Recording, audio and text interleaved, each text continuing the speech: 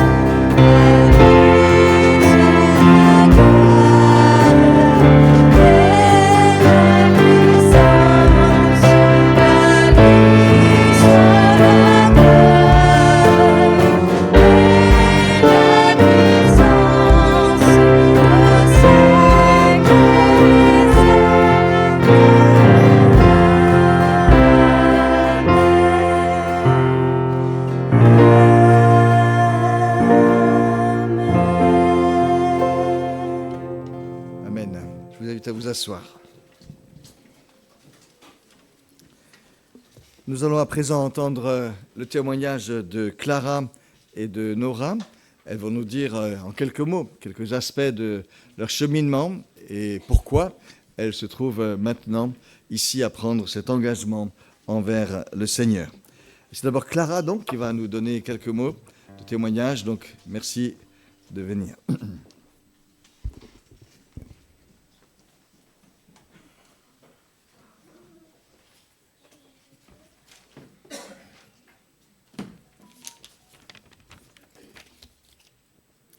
Bon, du coup, je m'appelle Clara, j'ai 16 ans, je pense que beaucoup de gens le savent, mais voilà.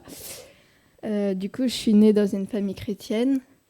Déjà, toute petite, j'ai choisi de suivre Jésus, mais je n'avais pas encore vraiment compris tout ce que cela impliquait. J'ai fréquenté l'établissement Daniel, une école chrétienne, depuis le CE2, mais cela ne m'a pas empêché de m'éloigner de Dieu au collège. En 6e, après une recherche de signes concrets de la présence de Dieu dans ma vie qui n'a pas abouti, j'ai pris mes distances avec lui. J'avais l'impression que mes camarades de classe n'avaient pas choisi Dieu de la même manière que moi.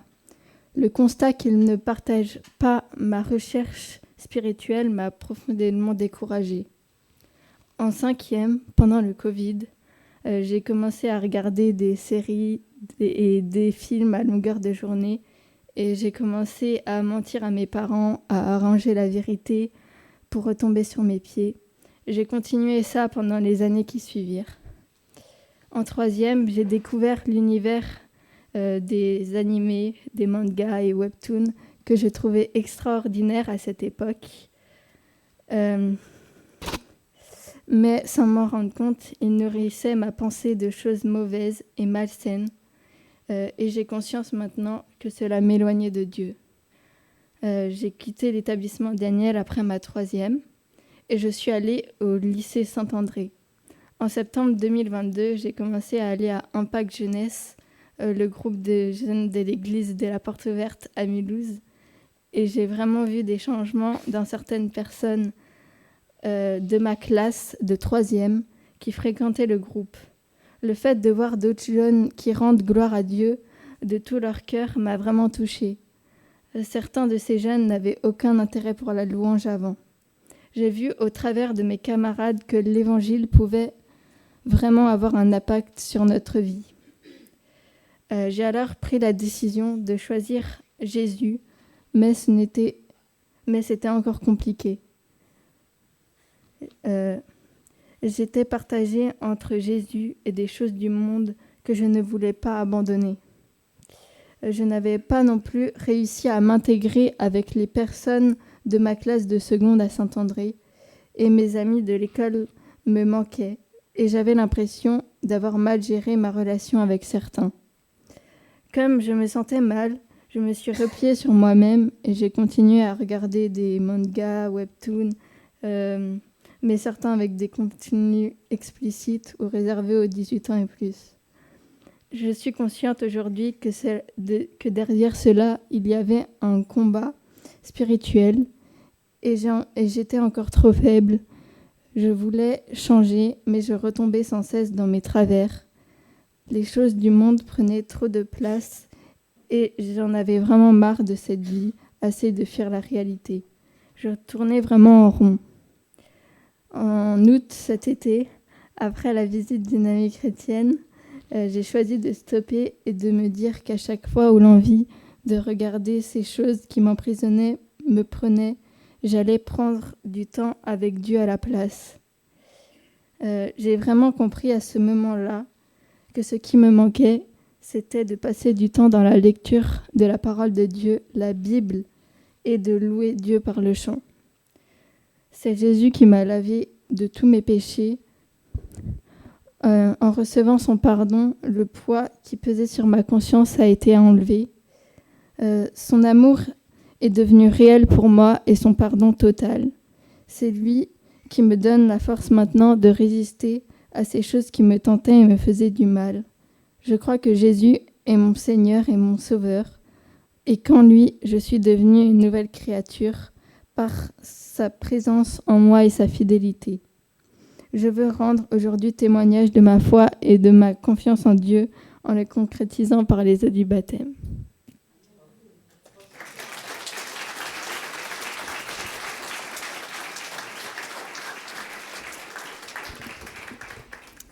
Merci beaucoup pour ce témoignage honnête et qui rappelle vraiment combien Dieu nous accompagne et on souhaite vraiment qu'il puisse continuer à te soutenir, Clara. Alors, le groupe musical va à présent interpréter un chant pour Clara, un chant qu'elle voulait vraiment chanter à l'occasion de son baptême. C'est un chant qui dit la confiance que Dieu va agir dans notre vie, même si on ne sait pas forcément comment tu agiras, Seigneur. Donc, un petit cadeau du groupe musical pour Clara. Nous allons rester assis pour écouter ce chant, mais ceux qui le connaissent peuvent le chanter avec, évidemment.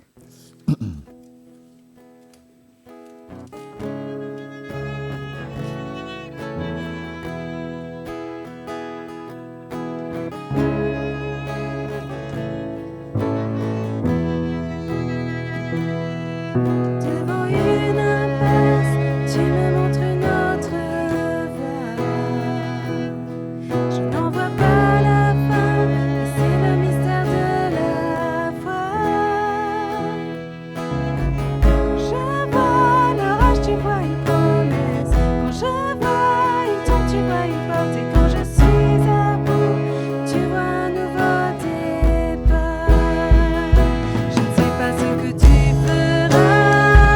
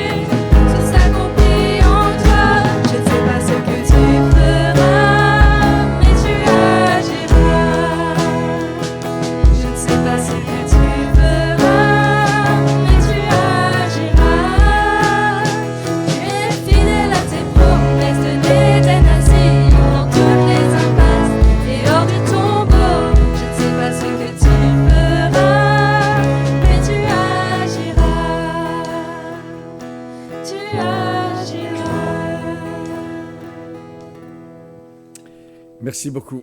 C'est en effet notre confiance vraiment que lorsqu'on confie sa vie au Seigneur, il agit, il nous conduit, même si on ne sait pas forcément vers quoi toujours.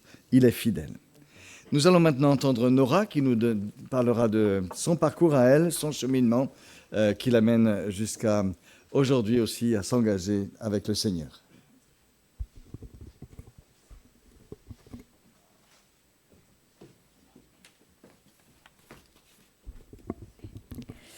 Donc déjà, bonjour à tous et à toutes. Je m'appelle Nora et j'arrive sur l'année de mes 17 ans. Je suis la fille de Nicolas et Anne Riel. Je fais partie du groupe de jeunes. Je suis actuellement au lycée, en première générale. Comme beaucoup de personnes, j'ai eu la chance de naître dans une famille chrétienne et qui allait à l'église. Comme beaucoup également, j'ai eu l'occasion de participer au groupe de jeunes des Flambeaux au groupe des Flambeaux et de faire des colonies de vacances chrétiennes. Vers mes 11 ans, je me posais déjà la question de savoir si je me ferais un jour baptiser. À cette époque, ma relation avec Dieu était instable, avec des hauts et des bas, où je priais et lisais ma Bible, mais aussi des moments où je ne la lisais plus et où mes prières étaient en sommeil. Mais malgré cela, je sais que je me suis convertie un soir, après une journée de cours au collège et au moment de ma prière du soir. Je me souviens que le Seigneur m'a fortement interpellée avec cette question. « Est-ce que tu veux me suivre ?» Et je me souviens, parce que c'était clair dans ma tête, de lui avoir dit oui. Ma période de la 5e au collège n'a pas été une période des plus faciles pour moi. Progressivement, j'ai commencé à avoir des regrets par rapport à certaines choses que j'avais faites quand j'étais en primaire. Ces regrets m'ont beaucoup travaillé durant cette période et cela me déprimait. Un soir, j'ai commencé à fondre en larmes à cause de tous ces souvenirs. J'ai prié et appelé l'aide au Seigneur avec mes mots, et je lui ai demandé pardon pour toutes ces choses qui me pesaient. Après ce passage et ce temps de confession, le Seigneur m'a libérée de ces souvenirs qui revenaient sans cesse dans mon esprit. J'ai ressenti ce poids en moi qui avait disparu. Depuis, ces regrets sont absents dans ma vie. Je me souviens aussi qu'une autre fois, je mettais beaucoup la pression à cause du lycée. J'ai simplement prié et le poids qui me pesait en moi s'est enlevé de mes épaules. J'ai entendu parler du baptême à plusieurs reprises, à l'école, du dimanche ou bien au groupe de jeunes. Et la question du baptême est revenue plusieurs fois dans mes réflexions. Mais comme ce sujet était encore un peu vague dans mon esprit, je me disais que ce n'était peut-être pas encore le moment. Quand Alain a fait l'annonce en été 2023, annonçant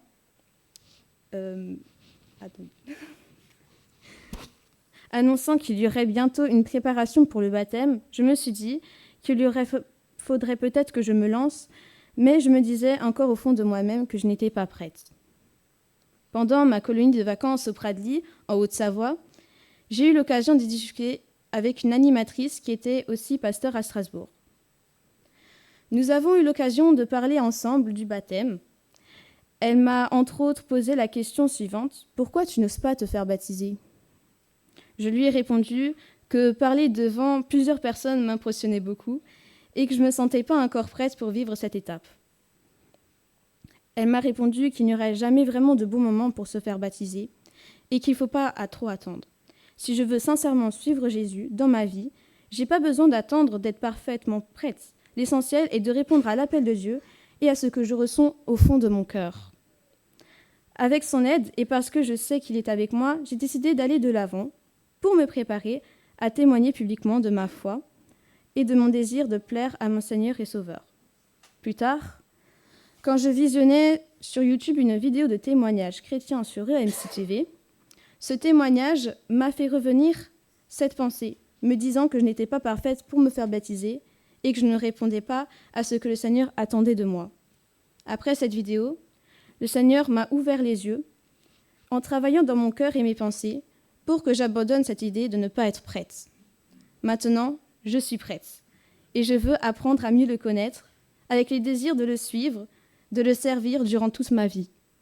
C'est pour cela que par mon baptême, je veux témoigner de ma foi, de ma joie d'appartenir au Seigneur.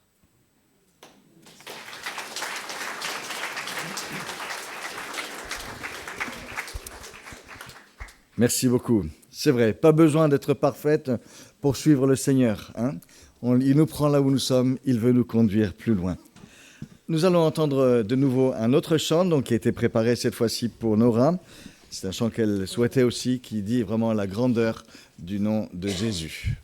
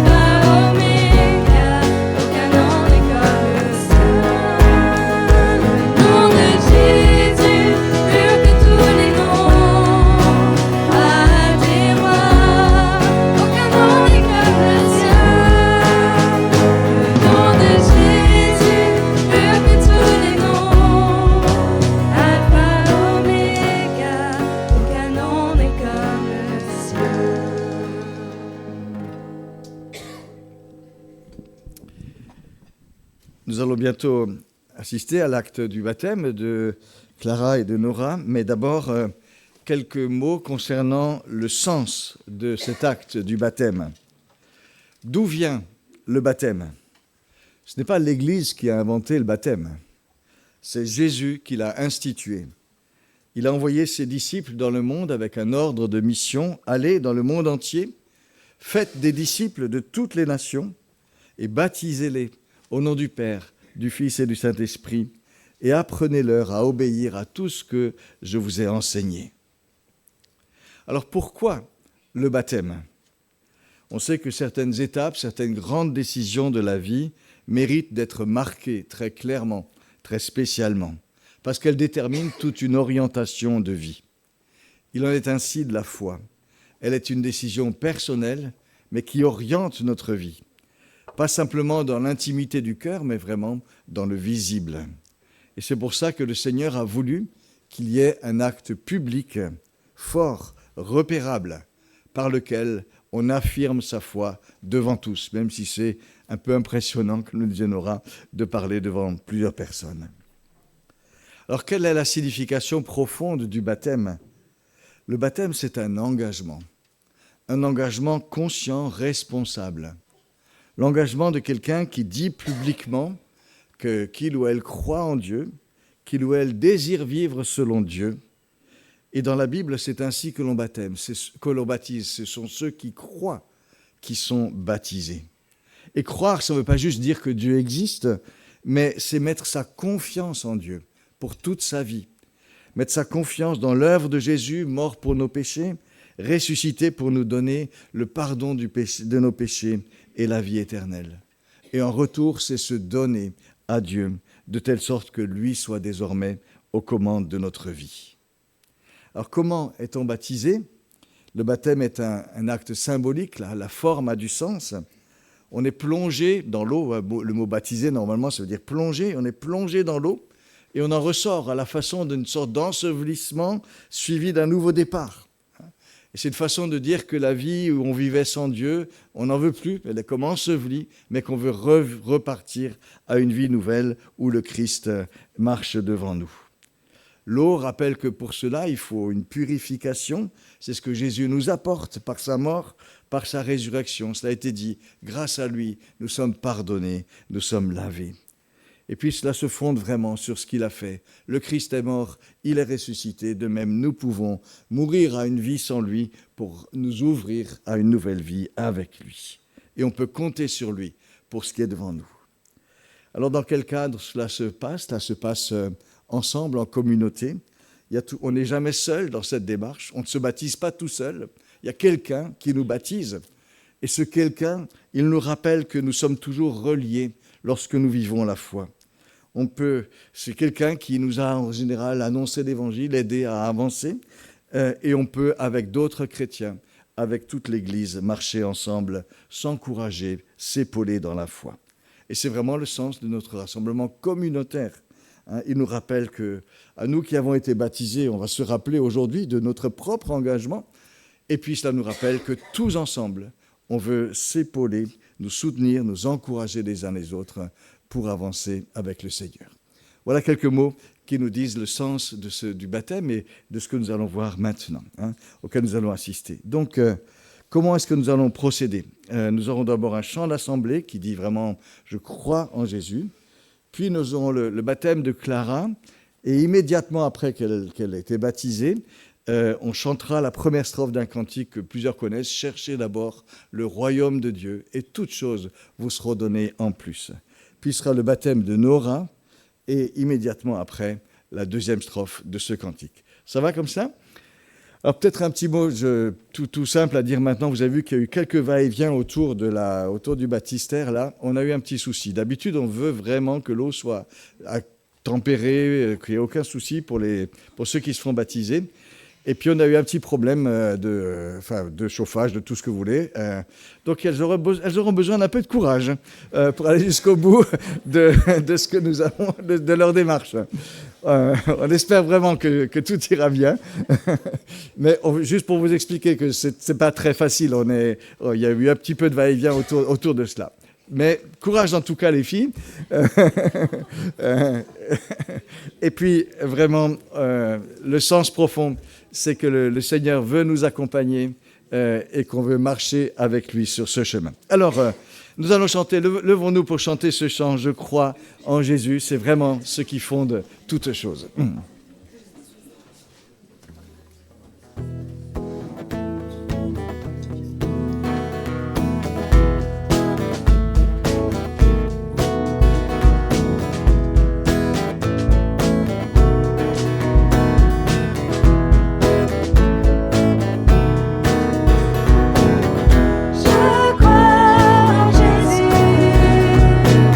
Je crois qu'il est le Fils de Dieu.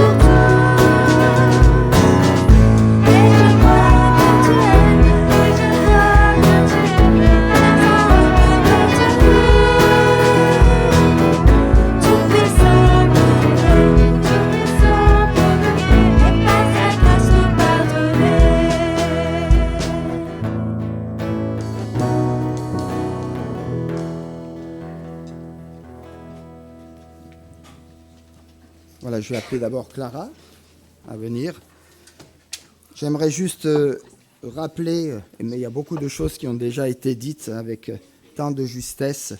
Dans l'Église apostolique du 1er siècle, la cérémonie du baptême était souvent accompagnée de signes distincts, dont 2 en particulier, un appel à la repentance et à la consécration. Repentez-vous et que chacun de vous soit baptisé au nom de Jésus-Christ pour le pardon de vos péchés.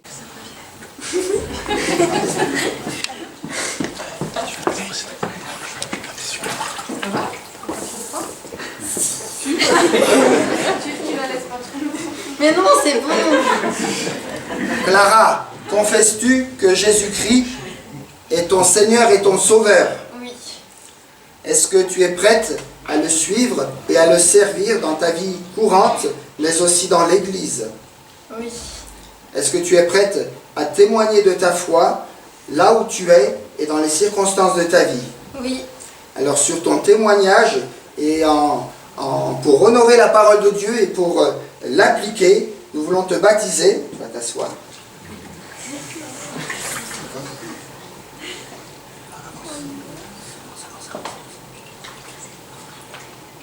Clara Delachaux, je te baptise au nom du Père, du Fils et du Saint-Esprit.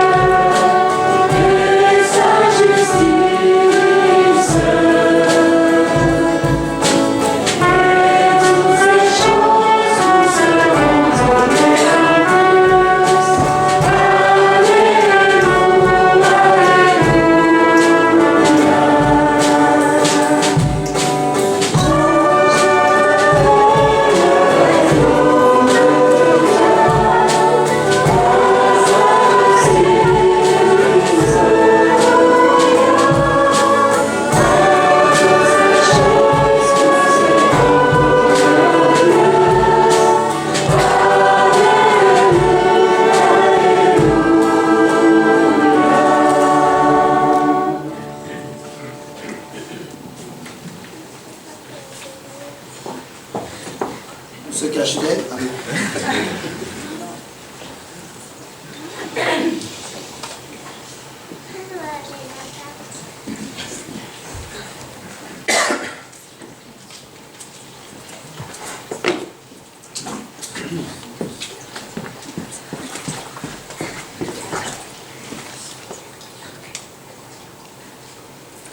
Nora, est-ce que tu confesses que Jésus-Christ est ton Seigneur et ton Sauveur? Oui. Est-ce que tu crois qu'il a porté sur la croix toutes tes questions, tous tes péchés, toutes tes luttes, et qu'il t'a transformé pour que tu puisses le suivre et te confier en lui? Oui. Est-ce que tu es prête aussi, avec l'aide du Seigneur et de l'Église, à témoigner de ta foi, à grandir et à le servir? Oui. Alors, sur l'affirmation de tes promesses, et dans le nom de Jésus, je veux te baptiser au nom du Père, du Fils et du Saint-Esprit.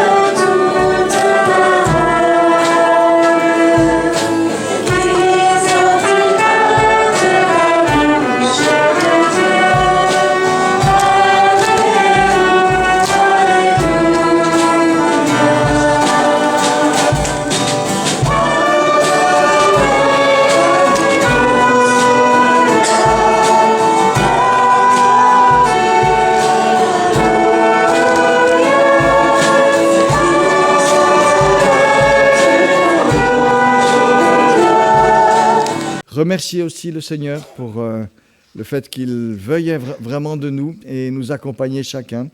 Et puis nous engager aussi, nous réengager nous-mêmes dans notre désir de le suivre. Donc si quelques-uns peuvent prier courtement, librement, c'est une belle façon en communauté aussi de pouvoir accompagner ce moment et accompagner Clara et Nora tout spécialement. Si quelqu'un veut commencer, je terminerai. Seigneur Dieu, nous voulons te dire merci parce que nous ne sommes jamais seuls à nous engager avec toi. Toi, tu viens, tu nous accompagnes. Tu as promis, Seigneur Jésus, que par ton esprit, tu serais avec nous jour après jour, chaque jour, jusqu'à la fin des temps. Nous voulons te dire merci, Seigneur, parce que tu promets aussi que ce que tu commences dans nos vies, tu le poursuis et tu l'achèves. Alors, Seigneur, nous te confions Clara, Nora. Seigneur, accompagne-les de ta grâce, de ton amour, de ta joie, de ta lumière chaque jour, Seigneur. Et merci parce que nous savons qu'elles peuvent compter sur toi. Et nous tous, Seigneur, nous voulons compter sur toi pour continuer à marcher fidèlement avec toi, dans tes voies, Seigneur. En Jésus, nous te prions. Amen. Je vous invite à chanter encore un chant qui nous dit la grande valeur de la parole de Dieu pour nous conduire jour après jour.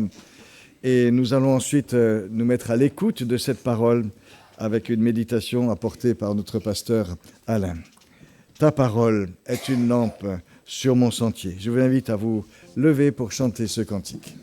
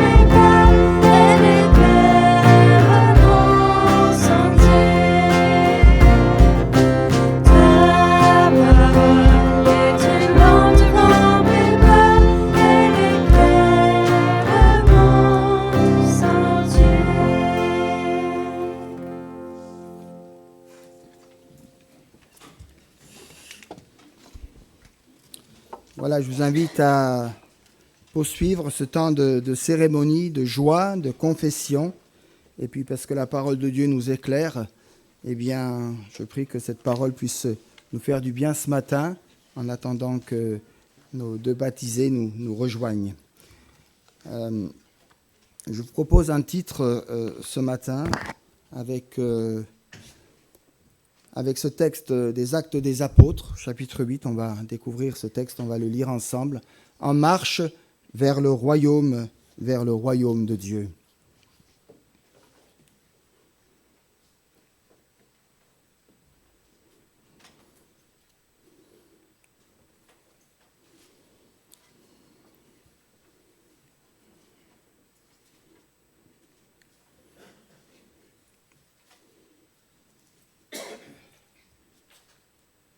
Merci. Acte chapitre 8, c'est donc le diacre Philippe qui va rencontrer un haut fonctionnaire éthiopien. Un ange du Seigneur adressa la parole à Philippe en lui disant « Lève-toi et va du côté du midi sur le chemin qui descend de Jérusalem à Gaza, celui qui est au désert. » Et il se leva et partit. Et voici un Éthiopien, un eunuque, haut fonctionnaire de Candace, reine d'Éthiopie, et le surintendant de tous ses trésors, était venu à Jérusalem pour adorer. Et il s'en retournait assis sur son char en lisant le prophète Ésaïe. L'Esprit dit à Philippe, « Avance et rejoins ce char. » Philippe accourut et entendit l'Éthiopien qui lisait le prophète Ésaïe. Il lui dit, « Comprends-tu ce que tu lis ?» Il répondit, « Comment le pourrais-je si quelqu'un ne me guide ?» Et il invita Philippe à monter, s'asseoir avec lui. Le passage de l'Écriture qu'il lisait était celui-ci. « Il a été mené comme une brebis à l'abattoir, et comme un agneau muet devant celui qui le tond, il n'ouvre pas la bouche. Dans son humiliation, son droit a été supprimé, et sa génération, qui la racontera ? Car sa voix est supprimée, car sa vie est supprimée de la terre. » L'eunuque prit la parole et dit à Philippe, « Je te prie, de qui le prophète dit cela, de lui-même ou alors de quelqu'un d'autre ?» Alors Philippe ouvrit la bouche et commença par ce texte lui annonçant la bonne nouvelle de Jésus. Comme ils continuaient leur chemin, ils arrivèrent à un point d'eau et l'eunuque dit, « Voici de l'eau, qu'est-ce qui m'empêche d'être baptisé ?» Philippe dit, « Si tu crois de tout ton cœur, cela est possible. » L'eunuque répondit, « Je crois que Jésus-Christ est le Fils de Dieu. » Il ordonna d'arrêter le char. Tous deux descendirent dans l'eau, Philippe ainsi que l'eunuque, et il le baptisa. Quand ils furent remontés hors de l'eau, l'Esprit du Seigneur enleva Philippe, et l'eunuque ne le vit plus, alors que, joyeux, il poursuivait son chemin. Par la grâce de Dieu, je prie que, joyeusement, nous puissions poursuivre ensemble maintenant, mais pas que maintenant, notre chemin, notre destinée, notre route vers le royaume avec le Seigneur. Est-ce qu'elles sont là? Est-ce qu'elles sont revenues?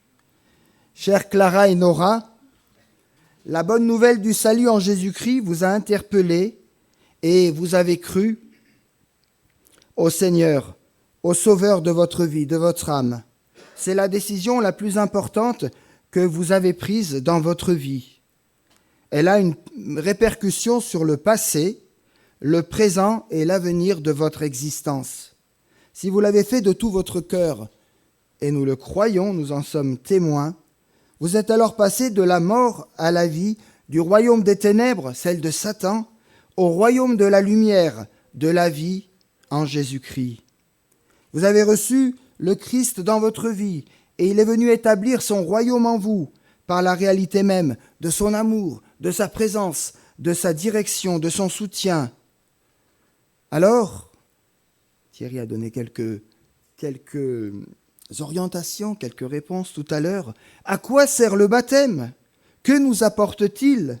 Qu'ajoute-t-il à l'acte de foi qui nous fait naître à la vie nouvelle? Est-il utile ou même nécessaire de se faire baptiser quand on est né de nouveau, quand on a donné sa vie au Seigneur? Je ne vais pas redire ici ce que nous avons vu avec l'ensemble des jeunes lors de la préparation au baptême, mais rappeler ici en quelques lignes, très rapides, sans les commenter, quelques vérités bibliques liées au baptême. Le baptême, c'est un engagement. C'est l'expression extérieure et visible d'une expérience intérieure. C'est l'occasion de confesser sa foi, et vous venez de le faire en rendant courageusement témoignage devant la foule nombreuse présente ici ce matin. Elle est une prédication également. Elle est l'occasion d'un examen personnel, une aide également pour grandir dans la sanctification. Elle demeure un acte d'obéissance envers Dieu. Être chrétien, se repentir de ses péchés, croire au Seigneur Jésus mort et ressuscité, être baptisé dans l'eau, recevoir le Saint-Esprit, forme l'environnement spirituel de la nouvelle naissance ou conversion qui est indispensable à tout enfant de Dieu et qui nous ouvre l'entrée dans son royaume éternel. j'aimerais ici reprendre quelques exemples qui vont nous conduire à un parcours spirituel, à un voyage. Vous allez voyager ce matin. Un voyage que beaucoup ont déjà entrepris il y a peut-être bien longtemps. Un voyage aussi que Nora et Clara, vous avez commencé et que vous allez expérimenter au fil des jours. Alors je prie que ces quelques étapes qui vont suivre puissent vous encourager, nous encourager pour affermir notre foi, notre fidélité à suivre et à marcher dans les voies du Seigneur. Quelques exemples donc, et vous avez juste les textes qui s'affichent là. Luc 5, 28. Jésus dit à Lévi, « Suis-moi ». Laissant tout, Lévi se leva et le suivit. Dans un autre passage, en Matthieu 8, 18, c'est un scribe qui manifeste son désir de suivre le Christ et Jésus de lui dire, « Le Fils de l'homme n'a pas de lieu où il puisse reposer sa tête. » Jésus semble sous-entendre qu'il y a un risque, une certaine difficulté, que le suivre engage dans des voies qui ne sont pas toujours faciles. En Luc 9, 25, Jésus dit, « Si quelqu'un veut venir après moi, qu'il me suive. » Il ne s'agit pas de vouloir aller à la suite de Jésus par pur plaisir, car il y a un prix à payer, et le prix est celui de le suivre partout où il va, partout où il nous emmène, partout où il veut nous voir, en lui et par lui. Jean 10, 27, « Mes brebis me suivent, je leur donne la vie éternelle. » Jean 14, 2, « Je vais vous préparer une place. » Au brigand sur la croix, Jésus a dit, « Aujourd'hui, tu seras avec moi dans le paradis. » Vie éternelle, une place dans le ciel, le paradis et tant de choses encore. Voilà le but, voilà la destination. Suivre donc Jésus est une invitation faite à chacun d'entre nous, aux hommes pécheurs, pour qu'ils soient sauvés. C'est une exhortation à la persévérance faite aux chrétiens pour qu'ils atteignent le royaume de Dieu qui leur a été promis. Matthieu 14, 24, 13, « Celui qui persévérera jusqu'à la fin sera sauvé. » Répondre alors à l'invitation de Jésus est quelque chose de formidable. Naître de nouveau, c'est-à-dire reconnaître sa nature pécheresse, se repentir, le recevoir en acceptant Jésus comme son Seigneur et son Sauveur personnel, est une expérience extraordinaire. S'engager à suivre Jésus est une aventure pleine de promesses, pleine de bénédictions, pleine de miracles. Même si l'eau est froide, même si la lumière nous fait défaut, même si des obstacles se mettent sur notre route, alors que nous sommes ensemble là comme témoins pour louer, pour bénir et pour remercier le Seigneur. Mais par quelle étape devons-nous passer alors pour suivre Jésus et pour atteindre le but? Le voyage, vous êtes prêts? Le voyage commence à Bethléem. C'est la naissance, un temps de joie, d'allégresse. Souvenez-vous, Joseph, Marie, joie pour Joseph, joie pour Marie, joie des bergers, joie des mages, joie de Dieu, joie des anges. Miracle de la naissance, miracle de l'étoile. Pour nous, l'expérience de la nouvelle naissance est un temps de joie dans le ciel, joie des anges, joie de Dieu, joie du pécheur pardonné, joie de l'Église. Par la nouvelle naissance, on s'est engagé à suivre Jésus, et c'est formidable. C'est ce que la Bible appelle la conversion. Mais ce n'est que le début. Le but n'est pas encore totalement atteint, on a encore de la route à faire ensemble. Il faut maintenant suivre fidèlement Jésus en le laissant grandir en nous. Et c'est ce que vous allez vivre et c'est ce que vous avez quelque part expérimenté et demandé dans votre témoignage. Suivre Jésus implique le passage par plusieurs étapes importantes. Alors peut-être que ce que je vais dire ne résume pas l'ensemble, mais dit l'essentiel, je pense, et j'aimerais ici les rappeler avec vous. Première étape, c'est le Jourdain. Le Jourdain, me semble-t-il, c'est l'étape de l'obéissance. Dès le début, les évangiles nous parlent de Jean-Baptiste qui annonçait la venue du Christ. Il baptisait ceux qui reconnaissaient leur état de pécheurs et qui voulaient vivre un nouveau commencement avec Dieu. Son message était simple. Marc 1,4 nous dit « Il prêchait le baptême de repentance pour le pardon des péchés. » Mais il discernait aussi parmi la foule ceux qui ne voyaient que dans ce geste qu'un simple rite et chez lequel il n'y avait pas vraiment de désir de changer véritablement. Jésus, qui n'avait pas besoin de se faire baptiser puisqu'il était sans péché, s'est pourtant fait baptiser par Jean dans les eaux du Jourdain. Il s'est volontairement solidarisé avec chacun, pour montrer qu'il prenait sur lui le fardeau de tous nos péchés. Jean-Baptiste s'y est même opposé. Il lui dira qu'il n'était pas prêt, qu'il n'était pas digne. Et pourtant Jésus de répondre « Laisse faire maintenant, car il est convenable que nous accomplissions tout ce qui est juste. » Pour Jésus, se faire baptiser était quelque chose de juste, quelque chose à accomplir, quelque chose qui correspondait à la volonté de son Père, et il a désiré s'y soumettre totalement. Allez, faites de toutes les nations des disciples en les baptisant au nom du Père, du Fils et du Saint-Esprit. Pour Jésus, le Fils de Dieu, le chemin du royaume passe par le Jourdain, par le baptême, par l'accomplissement de ce qui est juste. Ainsi, le baptême est un signe d'obéissance, évoqué ici par le Jourdain.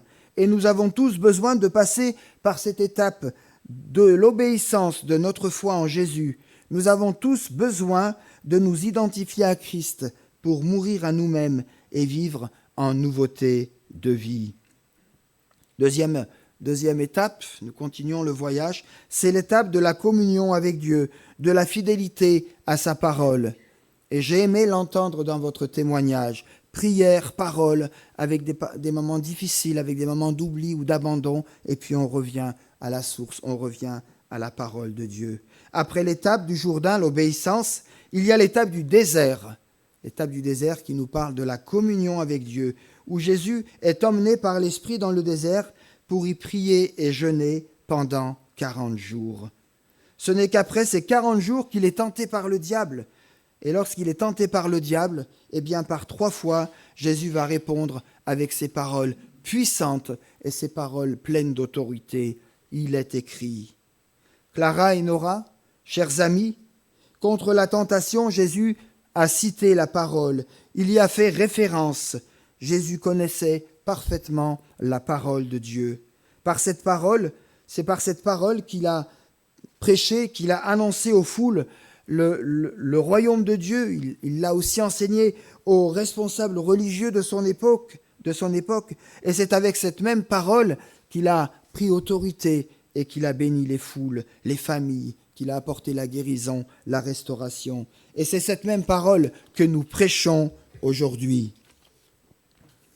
Il diffusait des exemples et des images appropriées telles le prophète Jonas, le serpent d'airain dans le désert, la reine de Saba, Moïse, les prophètes, mais aussi Jésus a emprunté des images de la nature ou encore a utilisé bien des paraboles.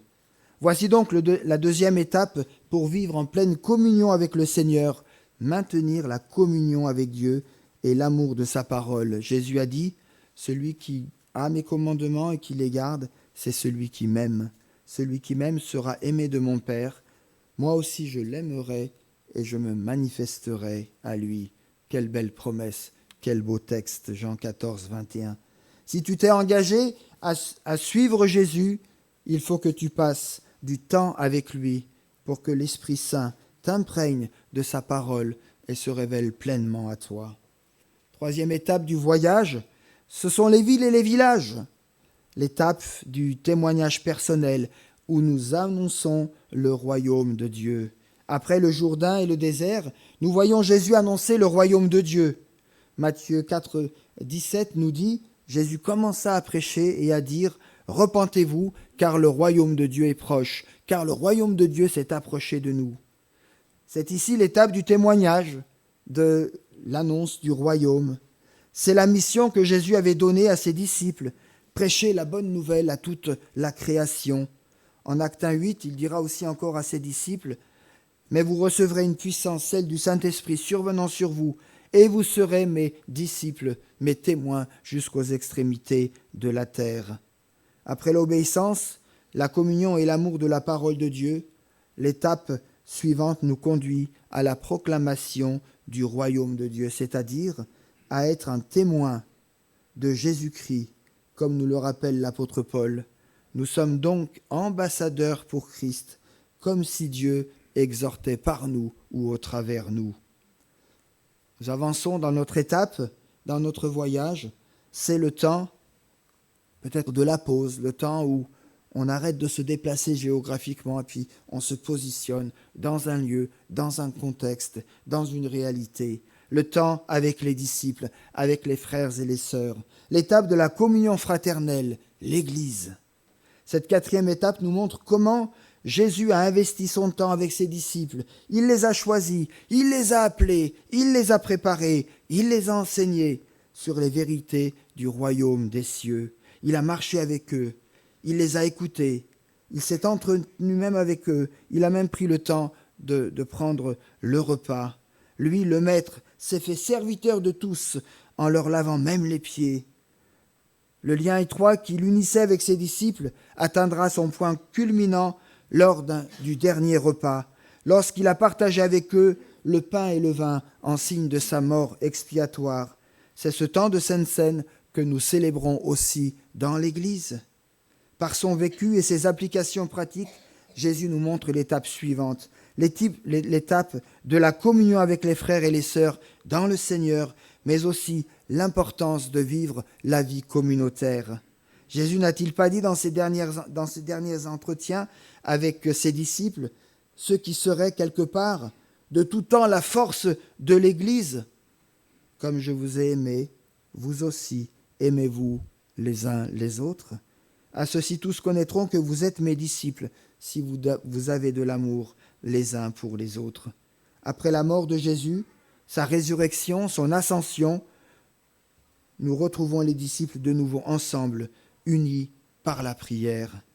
Si tu t'es engagé à suivre Jésus, tu dois passer toi aussi par l'Église et vivre cette vie de communion fraternelle avec ta famille spirituelle, là où présentement Dieu t'a placé. Tu ne peux être un chrétien seul, isolé, indépendant, à l'écart des autres chrétiens. Écoutez ensemble l'enseignement de Jésus, partagez ensemble la Sainte Seine, chantez, louez le Seigneur, évangélisez.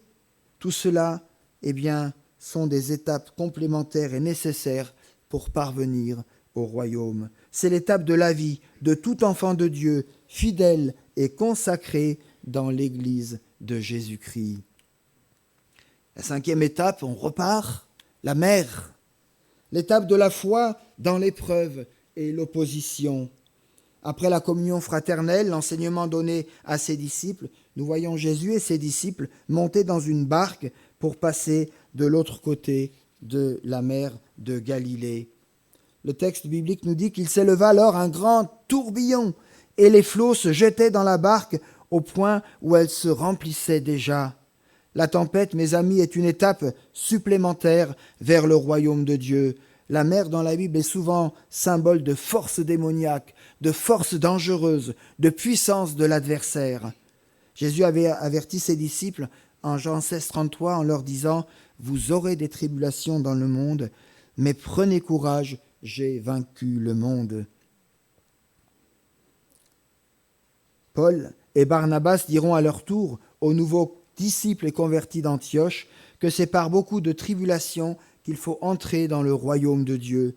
Jésus dira encore « Étroite est la porte et resserré le chemin qui mène à la vie. » Ainsi, c'est par la foi que nous allons, nous aussi, pouvoir résister à l'adversaire et surmonter et vaincre nos épreuves en Jésus-Christ. Jésus-Christ qui a dépouillé les principautés et les pouvoirs démoniaques et les a publiquement livrés en spectacle en triomphant d'elles par la croix. Si tu t'es engagé à suivre Jésus, tu passeras aussi par l'étape de l'adversité, de l'épreuve. On ne le souhaite pas, on ne le veut pas, mais ça fait partie de la vie. Mais tu seras vainqueur si par la foi tu résistes et tu te réfugies sous la grâce et sous la toute-puissance de Dieu. Prochaine étape, nous arrivons à Gethsémanée, l'étape du combat spirituel et de la tentation. Qui de nous peut réaliser quel terrible combat Jésus a mené dans ce jardin? Une telle lutte si forte que la Bible nous dit que des grumeaux de sang ont perlé de son front et sont tombés à terre.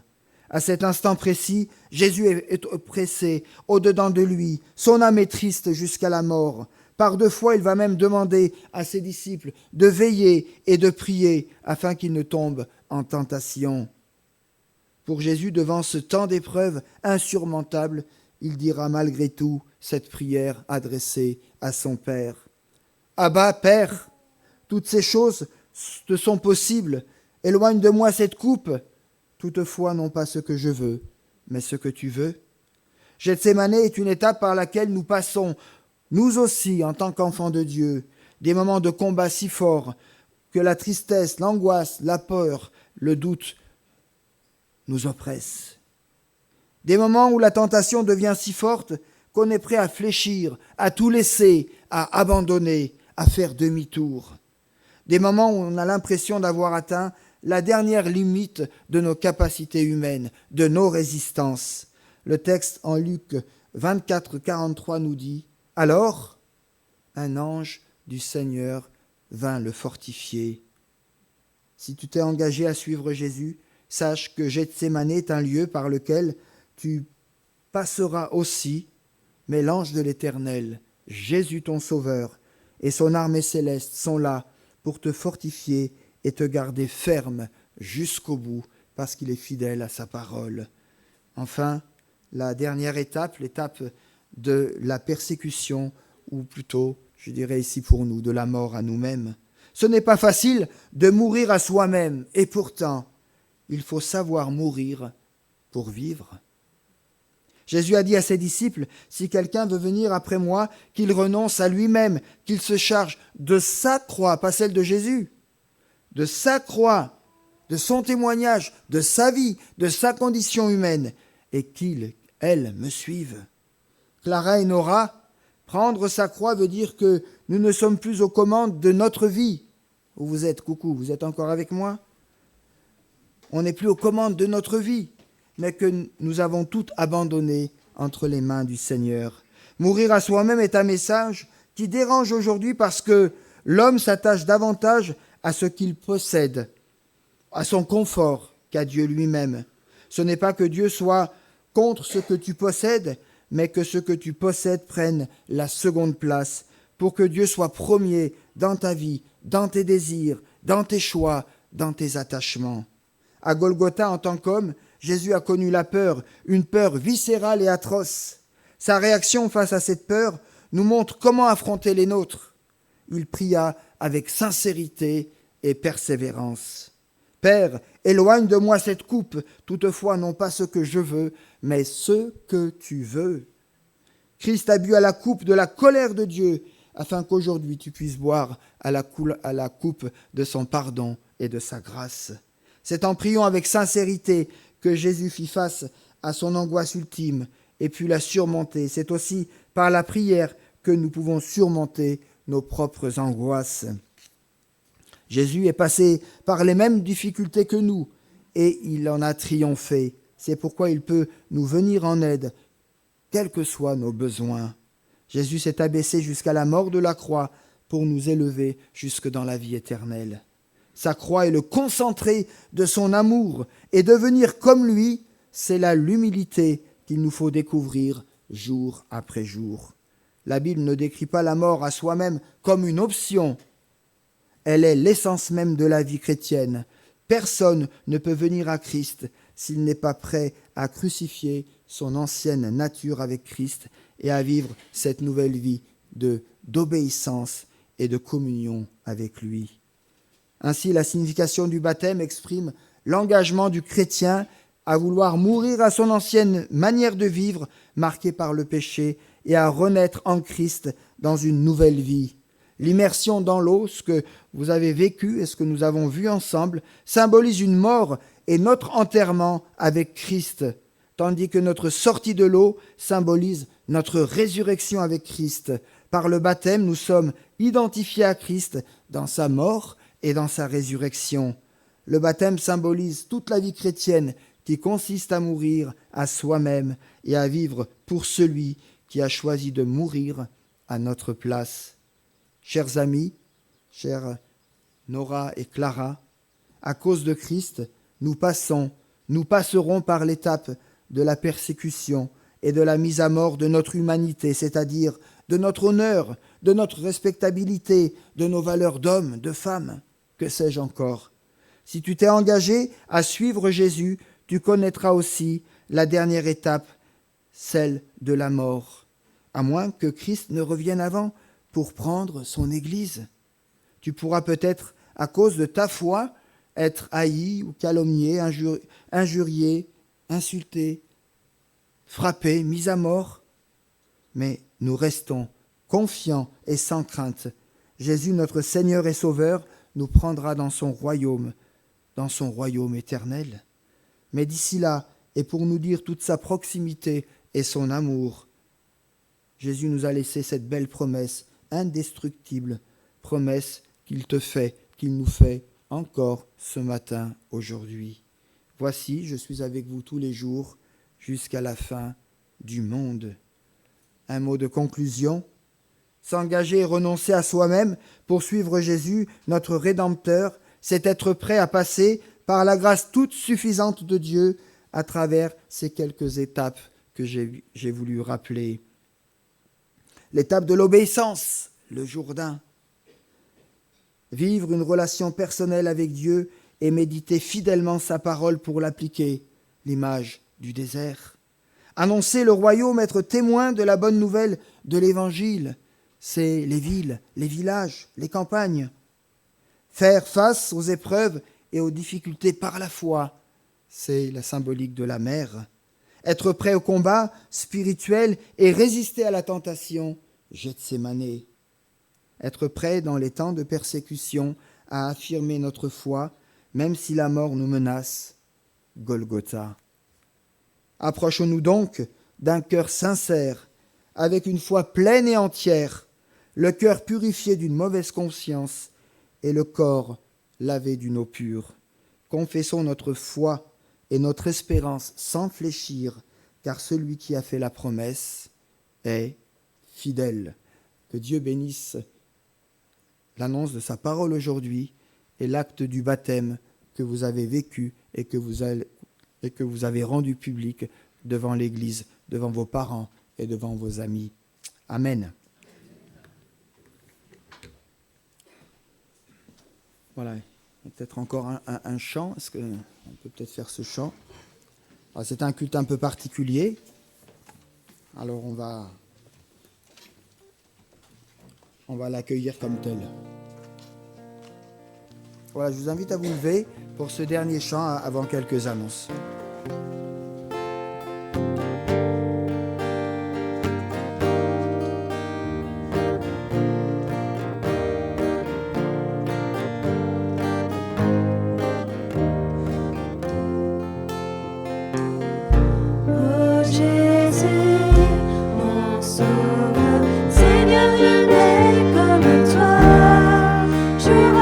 Jour, je te louerai, car ton amour est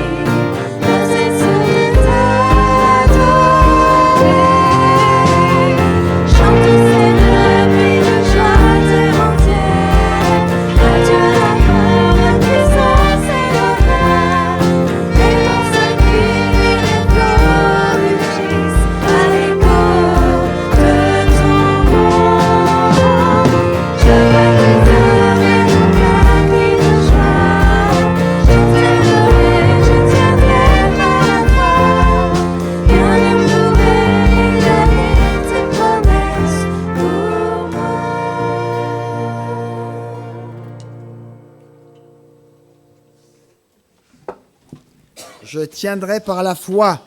Amen. Voilà, on va inviter Clara ici présente et Nora.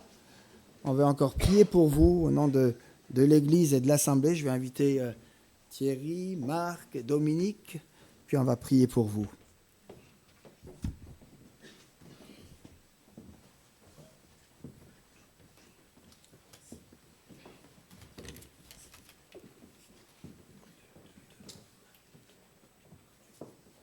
Je vais demander à Marc et puis à Dominique de prier pour Nora, et puis avec Thierry on priera pour Clara. Nous te bénissons, Seigneur, pour Nora, pour l'œuvre que tu as faite en elle, d'avoir appelée si jeune, révélé ton évangile, ton nom, ta vie. Merci pour son engagement que nous avons entendu ce matin. Merci pour cette belle confession de foi. Nous te prions pour elle, pour que tu l'accompagnes sur le chemin nouveau qui est devant elle, Seigneur, pour que tu la bénisses, que tu la précèdes, que tu la suives, que tu l'entoures et qu'elle soit dans ta main comme une belle fleur qui s'épanouit et qui livre un parfum qui va bénir aussi beaucoup de personnes. Au nom de Jésus-Christ. Amen. Oui, Seigneur, ça nous a été rappelé ce matin. Tu nous as aimés le premier et nous voulons t'aimer en retour. Seigneur, tu t'es révélé à nous, tu nous as tendu la main et je voudrais te remercier ce matin pour Nora qui a accepté cette main tendue, qui a eu envie de te suivre, qui a compris qui tu étais et ce que tu as fait pour elle. Seigneur, merci pour ton œuvre dans sa vie, merci pour tout ce que tu as accompli. Seigneur, on voudrait te demander de la bénir, de l'accompagner au quotidien, jour après jour, dans tout ce qu'elle va vivre. Elle a déjà exprimé dans son témoignage, elle a passé par des moments de questionnement, des moments de doute. Et Seigneur, on voudrait que tu te tiennes particulièrement à côté d'elle pendant ces moments. Dans les bons moments aussi, Seigneur, qu'elle puisse être un témoin de ce qu'elle a accepté. Seigneur, tu es son Seigneur, son Sauveur. Elle a voulu le dire aujourd'hui publiquement et on voudrait vraiment te remercier, accueillir cette sœur dans l'Église. Seigneur, conduis-nous, nous aussi tous, en tant qu'Église, en tant que frères et sœurs, en tant que famille de Dieu, pour accompagner Nora, pour accompagner cette sœur dans son chemin avec toi. Amen. Amen.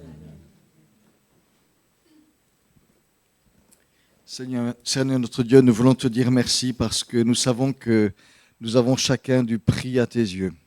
Et Clara a du prix à tes yeux. Et Seigneur, vraiment, nous te la confions. Nous savons que tu l'aimes. Nous savons que tu es celui qui veut l'accompagner, qui veut agir dans sa vie. Et Seigneur, vraiment continue à l'accompagner.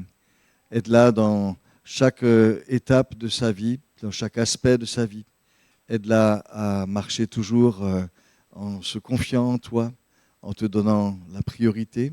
Et Seigneur, nous te demandons tous ensemble que tu veuilles la remplir de ta présence, de ta joie, de ta paix, que tu unifies, que tu éclaires sa vie et que tu l'aides à marcher vraiment pas à pas, à grandir avec toi, à découvrir tout ce que tu as encore en réserve pour elle. Seigneur, nous te la confions. Au nom de Jésus. Amen. Seigneur, nous voulons te bénir aujourd'hui parce qu'il y a de la joie dans le ciel. Il y a de la joie dans nos cœurs. Il y a de la joie dans le cœur de Clara, de Nora, de ses parents, des amis réunis, de ceux qui sont venus peut-être de loin pour les encourager, les accueillir et vivre ensemble, Seigneur, ce temps de communion, de bonheur, de réalité spirituelle. Seigneur, dans le nom de Jésus, je veux prier pour Clara, pour que, Seigneur, tu te révèles à elle dans les dimensions qu'elle n'a pas encore perçues, dans ses attentes, dans qui tu es pour elle et ce que tu veux encore affirmer dans ta personne, dans ton œuvre. Merci de nourrir sa foi. Merci de l'aider dans ses engagements pris aujourd'hui. Merci de la fortifier dans sa lecture, dans sa prière. Seigneur, merci de te tenir aussi à ses côtés dans ses études et son voyage aussi spirituel, dans tout ce qu'elle aura à vivre, dans tout ce que tu lui confieras. Seigneur, en Église, nous voulons aussi, comme ça a été rappelé, être cette famille spirituelle pour accueillir, pour entourer, pour fortifier, pour exhorter, qu'elle puisse trouver aussi son bonheur dans son Église et qu'elle puisse grandir. Je te bénis aussi pour les familles et pour les parents, pour leur témoignage, parce qu'il a été rappelé que nos deux jeunes sont nés dans une famille chrétienne et nous voulons aussi honorer la foi des parents, la foi des grands-parents. Et Seigneur, cette dimension spirituelle, ta parole ne retourne pas à toi sans effet. Tu dis, crois au Seigneur Jésus et tu seras sauvé, tu seras béni, toi et ta famille. Seigneur, que ta bénédiction et que ta conduite puisse reposer maintenant sur Clara, sur Nora et sur chacun d'entre nous, dans le nom puissant de Jésus. Amen. Amen. Alors on a une petite carte de baptême. Hein, vous ne l'aviez peut-être pas, hein? Voilà. Carte de baptême. Alors c'est quoi cette carte? Quels avantages ça vous donne? C'est pas cher et ça peut rapporter gros. C'est une carte qui n'est pas magique. C'est une carte qui va vous accompagner tous les jours à partir de ce jour où vous avez confessé publiquement, courageusement, dans l'eau à -15, parce que les gens ne savent pas, mais il y avait du -15. Il y a encore des morceaux de glace qui flottent. Voilà, vous avez été courageuse. Et parce que vous avez été courageuse, le Seigneur va bénir et va honorer votre foi. Ces cartes rappellent simplement ce jour de confession publique, ce que vous avez vécu jusqu'avant, et puis ce jour qui a été comme j'ai envie de partager ma foi publiquement dans mon église, avec mes parents, mes amis, mes frères, mes sœurs et tous ceux qui sont venus aujourd'hui. Puis une carte qui va vous accompagner aussi dans les moments de difficulté. On a vu ce voyage tout à l'heure ensemble. Dans le voyage, il y a des fois des moments difficiles, des moments où on se trompe, des moments où on se dit est-ce que je suis sur la bonne route, est-ce que je continue, et puis des moments où peut-être on se sent seul. Quelques versets bibliques pour vous encourager et surtout pour vous rappeler que le choix que vous avez fait aujourd'hui est un choix qui s'est inscrit non pas simplement sur une carte de baptême, mais qui est inscrit dans le cœur de Dieu. Et ce cœur de Dieu va vous accompagner fidèlement pour vous fortifier et puis pour que vous puissiez goûter que le Seigneur est bon. Amen. Amen. Alors ça c'est pour toi. Et puis voilà, ne la perdez pas cette carte parce qu'il faut qu'elle vous accompagne dans votre voyage. Puis je crois que vos responsables de groupe de jeunes aussi ont une petite chose à vous communiquer.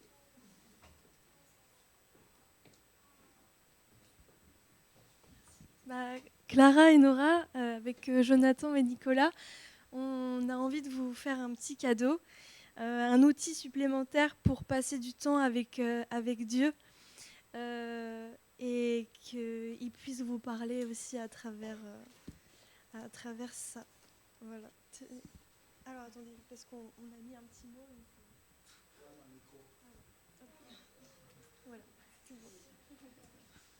Voilà, et comme ça a été rappelé ce matin, je vous lis juste encore ce verset qui est un peu dans le fil conducteur qu'on a vu hier soir au groupe de jeunes, hein, qu'on a parlé du salut. Je l'actualise, ce verset dans Galates 3, verset 26. Vous êtes toutes les deux filles de Dieu par la foi en Jésus-Christ. En effet, vous avez été baptisés en Jésus-Christ et vous êtes maintenant revêtus de Christ.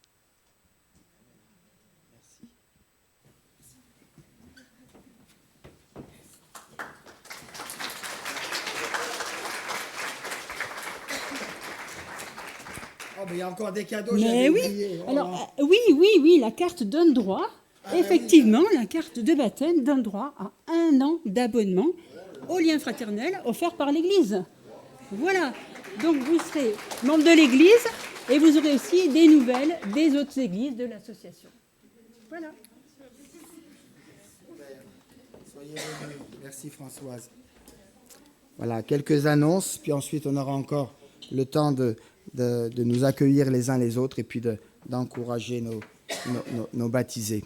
Voilà, donc je rappelle notre semaine, on est sur la semaine où on a nos groupes de quartier, groupes de maison, donc mercredi ici à l'église à 14h30 et puis ensuite le soir chez Marc et Isabelle à 20h et vendredi, donc c'est bon, ça marche, donc chez Dominique et Marie-Hélène à 19h et chez André et Ingrid à 20h.